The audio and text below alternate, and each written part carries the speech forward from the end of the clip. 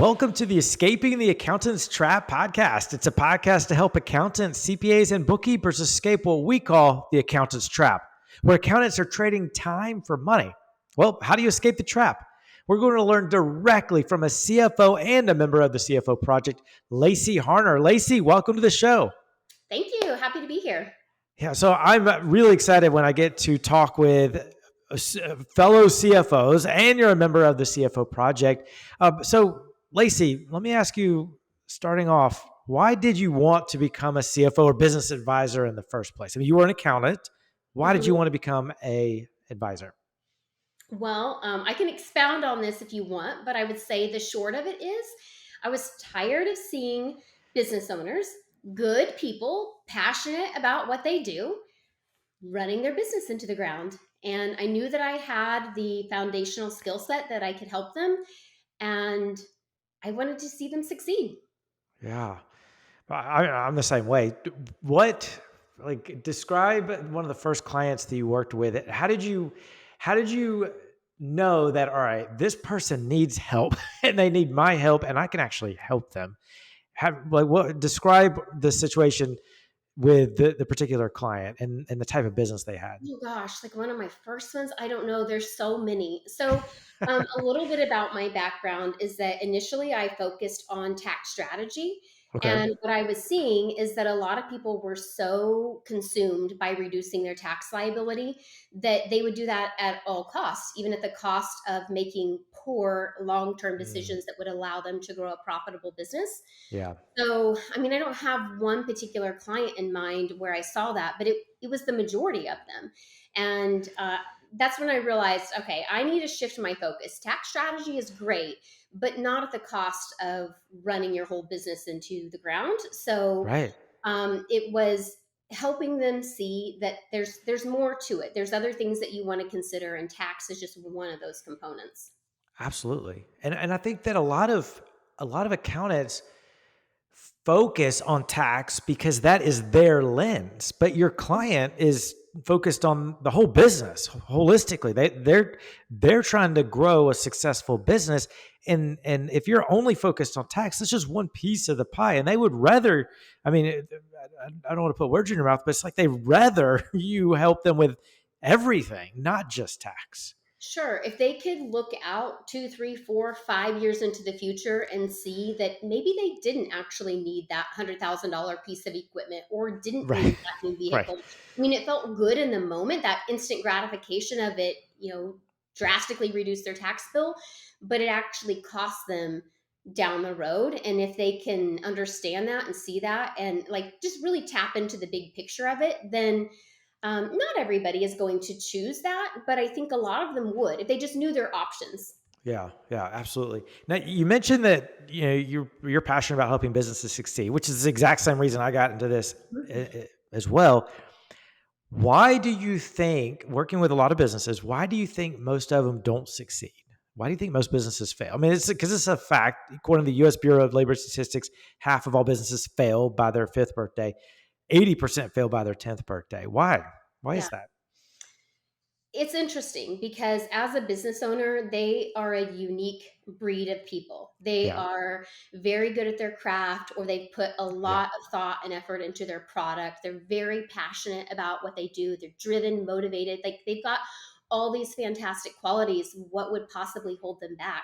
right, They're lacking the financial insight. They don't actually know what to do with the data. So they might get their tax return or get their financial statements, but it means nothing to them. And so they don't know if they can expand right now right. or if they should wait a little while. They don't know if they're going to have cash 1 month from now or if they need to reserve a little bit. They're kind of just operating off a gut feeling. And that's not really a way to operate a Yeah. business. Yeah, I completely agree. I mean, we all know that the only number that matters is cash flow, not Mhm. revenue, not profit, cash flow. Yeah, And cash flow is a financial concept, and most yeah, business owners are just not in tune with how to improve a financial concept because they're not financial people. Like you yeah. said, they're experts at their craft. Yeah. I had one business owner just recently. So we do this, I guess, exercise for lack of a better word, but we will run their weekly cash flow forecast. And so we were able to see that in mid February, he was going to run out of cash based on the way he was tracking.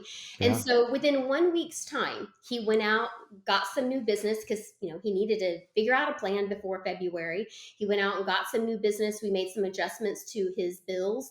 And now in 1 week's time, we were forecasting and we're seeing he's actually fine all the way till mid-March and actually even after that. So he just bought himself 1 month simply by making a few tweaks, and that was just the start of it because he's continuing on with what he needs to do now. And so by week 2 of meeting up with him, he had already moved the projected forecast to, and actually he's fine for the rest of the year. So now we're tackling other things instead of just like, hey, don't run out of cash. Now it's like, now Yeah. you've got cash, what are we going to do with it? Are we going to save up for your tax liability? Are you going to hire somebody? We get to make all these other decisions now. But had he done that a couple of weeks ago, he would have actually just it would have increased, or I guess shortened the amount of time before he ran out of cash. It Yeah. wasn't time yet. He needed to go get those resources first. Yeah. His options would have been limited Oh, if you sure. hadn't have pointed that out. And he would have been feeling it really. By the time he felt it, it would have been too late. He would have Yeah. been in a cash crunch. Yeah. And I think that's so important the reason I like talking about things like this to accountants and bookkeepers is because we have to understand and put ourselves in the mind of a client, of a business owner, Hmm.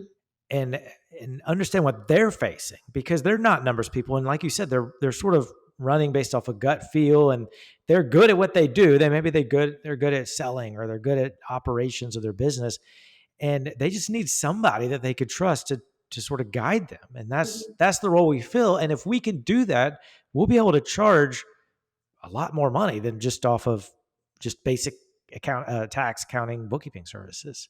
Oh, that's the best part of it is Yeah. because as like when I was starting out debating, like, do I want to focus on bookkeeping? Do I want to focus on tax? And I thought, well, tax is going to be the more prestigious one and I'll be able to charge more. But come to find out, business owners don't really value either one of those services. Yeah. But what they value and appreciate is when I can help their business not just survive, but thrive. Those conversations are exciting and I feel like I'm making a real difference and they know we're making a real difference. And so they value it. Yeah. It's so true. I mean, on the laundry list of things that business owners have to think about, I mean, accounting and tax and bookkeeping falls to the bottom because it's like a necessary evil. Oh, I it's mean, I guarantee you, if business owners could vote to get rid of having to do books and taxes ever again, they probably would. It hmm would.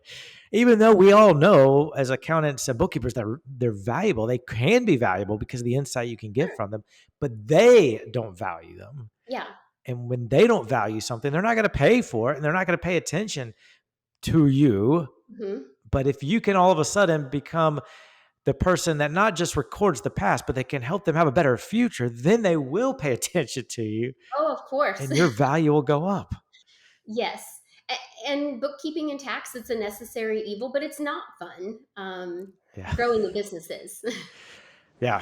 Hey there, Adam here from the Escaping the Accountant's Trap podcast. I'd like to personally invite you to a free masterclass that we're conducting this Thursday called How to Start a CFO Service. To register, just go to thecfoproject.com and click free training at the top. See you then. I remember when I first became an accountant after college, my job was literally to record the past for this company, this large company. And although I liked where I worked, just the idea of just sitting there recording the past without being able to influence the future was just Mhm. mind-numbingly boring. It's so boring. And all the little transactions, it's just nobody wants to do it. I don't even know that the accountants want to do it. It's just they don't know what else is available. Right, right.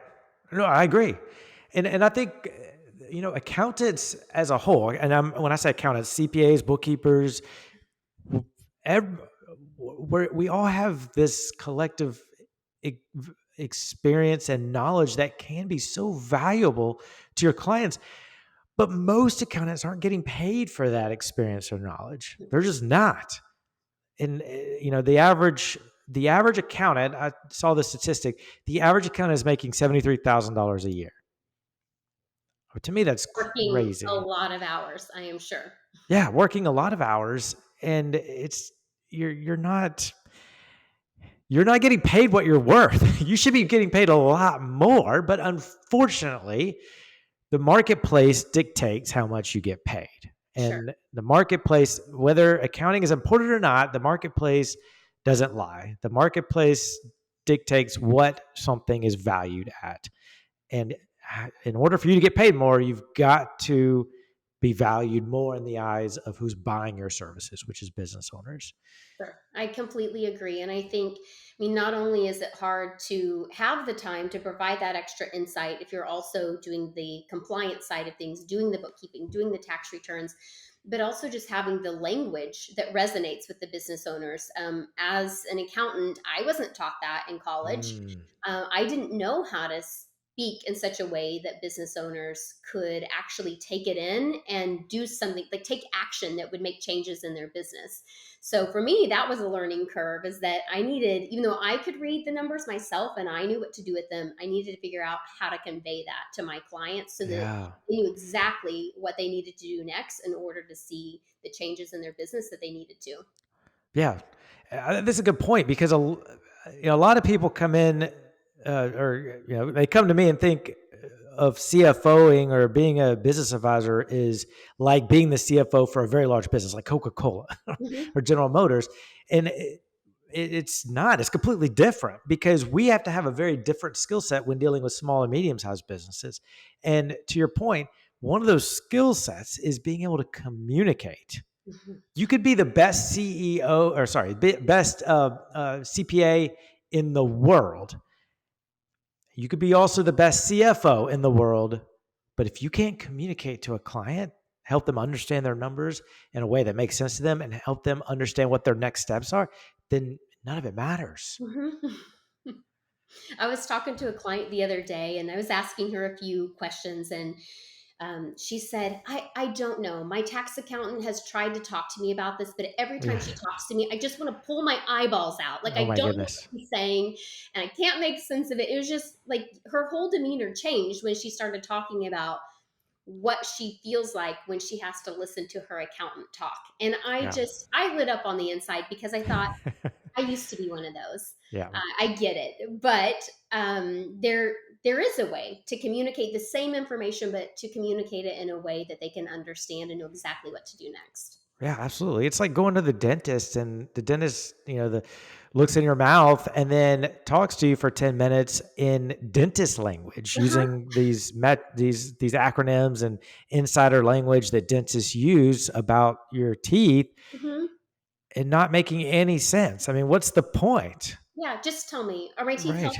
Am I good? Right. What do I need to do now? How many cavities do I have? Yeah. Right. What's the next step? Like Hmm.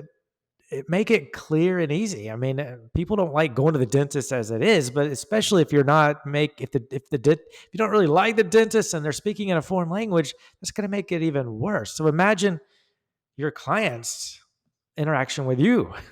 Oh yeah, yeah. I was just at the dentist last week, and I thought it was such a pleasant experience because they were able to just speak to me in normal words, have the relationship with me.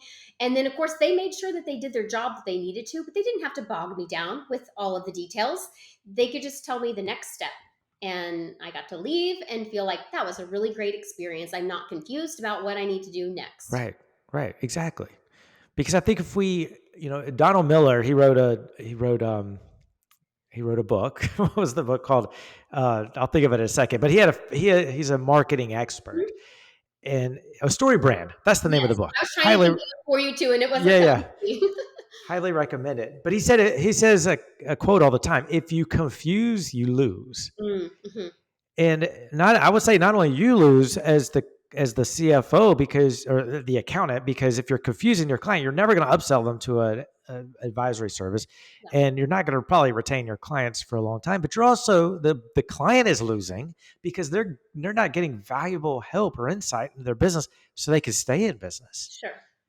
I mean, it's like if you were the accountant for the Titanic, you theoretically did your job right. You recorded the past correctly and you did your job, but the Titanic still sunk. Uh-huh. Does it really help? What happened? What went Right. wrong there? Where was the miscommunication?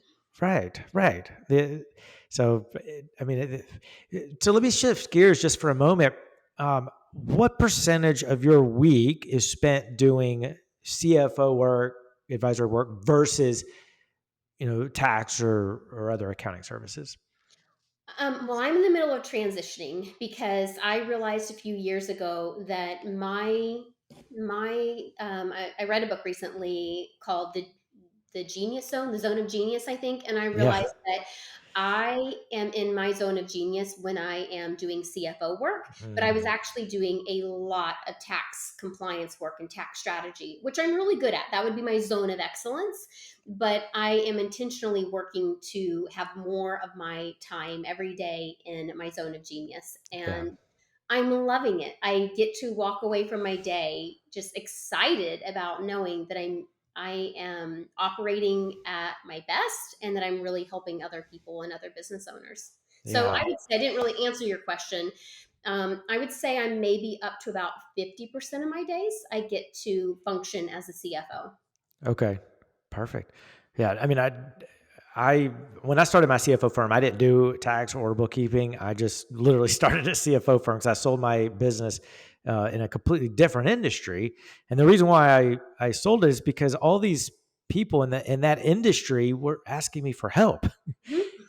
And I realized, it dawned on me one day that I took for granted the fact that I understood numbers because I used to be an accountant turned business owner. And Mhm. all these other business owners were asking for help. And it's like these people were lost. They're flying blind.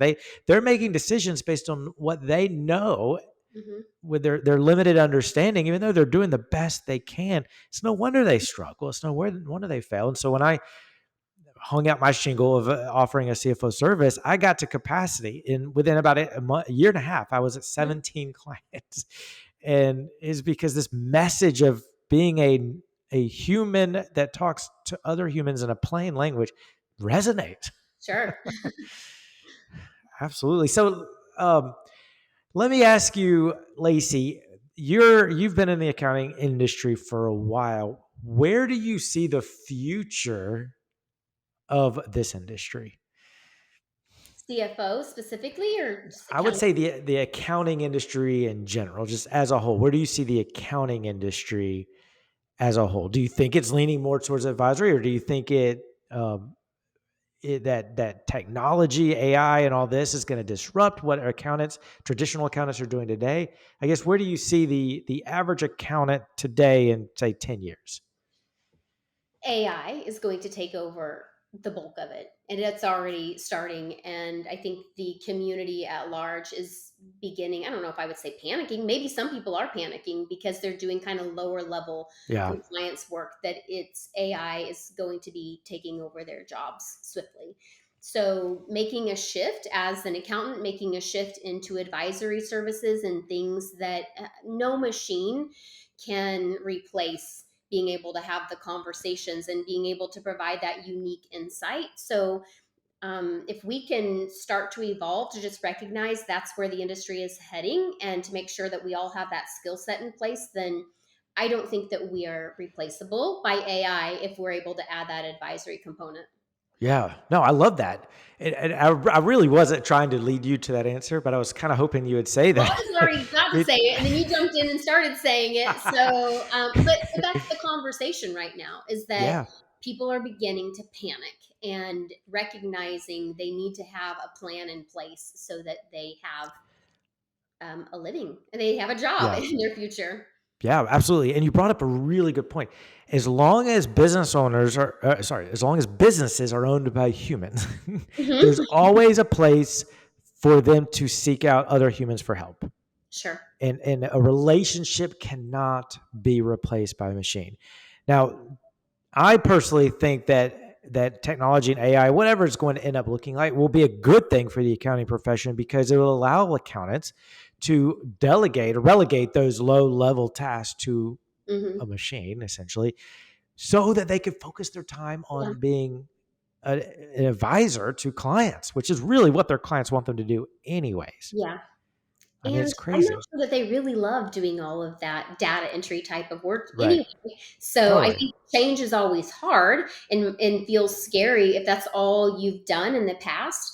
But there is a future available to you, and it's going to take a little bit of effort to learn that and be able to provide it. But it's definitely there and available. And so Yeah. once you kind of get past that maybe a mental block of like resisting that change, it's really amazing on the other side. It's a Yeah. lot more enjoyable and just brings so much more I don't know, like peace for me, knowing that I am doing a better job of helping people rather than just clickety clackety on my keyboard.